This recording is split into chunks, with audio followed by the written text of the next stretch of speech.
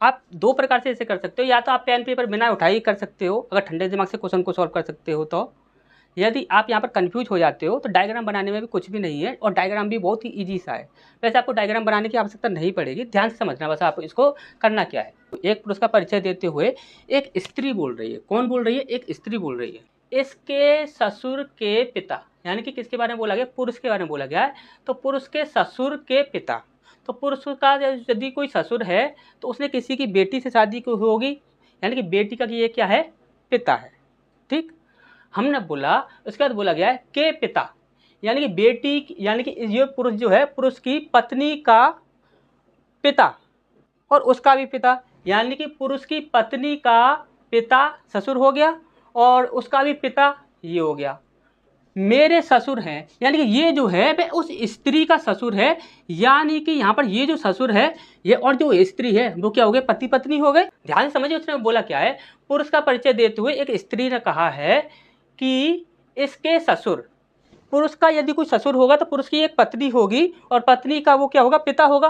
तो पत्नी का पिता और पिता का भी यहाँ पर क्या हो गया? पिता हो गया। मेरा ससुर है, यानी कि ये यदि स्त्री का ससुर है तो ये कौन हो गया? ये इसका पति हो गया। अब यहाँ पर पूछा गया कि पुरुष और स्त्री कैसे संबंधित हैं, तो यानी कि पुरुष कौन हो जाएगा? पुरुष यहाँ पर कौन हो जाएगा? तो उस स्त्री का क्या हो जाएगा? यहाँ पर देखिए पति नहीं होगा, दामाद हो जाएगा। क्या हो जाएगा? दामाद हो जाएगा। यदि अभी भी ये चीज़ समझ ना आई हो तो आपको डायग्राम से समझाते हैं, तो कुछ बच्चे ऐसे होते हैं जो कि ठीक से समझ नहीं पाते हैं। स्त्री है जो कि एक पुरुष के बारे में बोल रही है, एक पुरुष के बारे में बोल रही है, और पुरुष के बारे में क्या बोल रही है? इसके ससुर। यदि ये पुरुष है, इसका कोई ससुर बनेगा तो इसकी एक पत्नी होगी। यदि इसकी एक पत्नी होगी तो यहाँ पर इस पत्नी का जो पिता होगा वही तो इसका ससुर होगा, यानी कि ये हो गया आपका पिता, बोल दिया हमने इसका, ये पिता हो गया।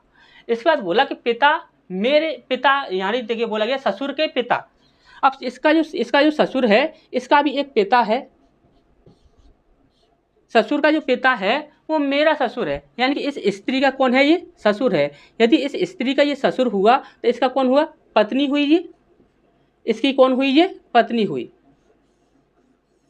अब हमसे पूछा गया था कि ये जो पुरुष है, ये पुरुष था ना, ये पुरुष था और ये स्त्री आपकी यहाँ पर आ गई, ये स्त्री यहाँ पर आ गई। अब यहाँ पर हमसे बोला गया था कि पुरुष उस स्त्री से कैसा संबंधित है। अब ये पुरुष जो है स्त्री से कैसे संबंधित है? अब ये दोनों पति पत्नी हैं तो इनकी बेटी से ये शादी करेगा तो ये कौन कहलाएगा? दामाद कहलाएगा। समझ आया होगा अच्छे से। आपको देखिए पेन पेपर उठाने की वैसे आवश्यकता नहीं है, बस थोड़े से ठंडे दिमाग से यदि आप क्वेश्चन को सॉल्व करते हो तो आपको पेन पेपर उठाने की जरूरत नहीं पड़ेगी इन ब्लड रिलेशन के क्वेश्चन में। ठीक।